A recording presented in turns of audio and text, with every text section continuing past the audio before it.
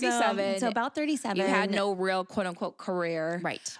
You have 4 kids. Right. You're on food stamps. Yep. And you're living in your friend's guest house. And working odd jobs. Worked at the bar method. I worked, like I said, my friend's real estate company. However, I could find some sort of income to come in and supplement while I had this little bit of cushion. I was like, what am I supposed to be doing? Like, what is my purpose? Why am I here?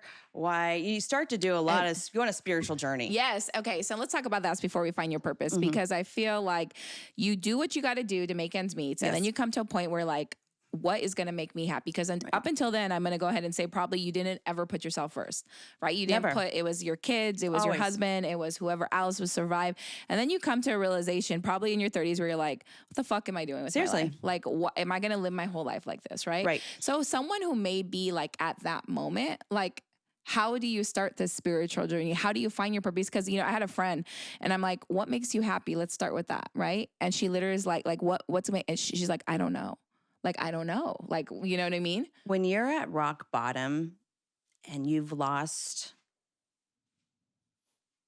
most things you hold dear, lost my mom, my marriage, I have my children, but I need to provide for them. And it's, you become super grateful on the little daily wins. And you have enough to get by. You have enough food. Your essentials are covered.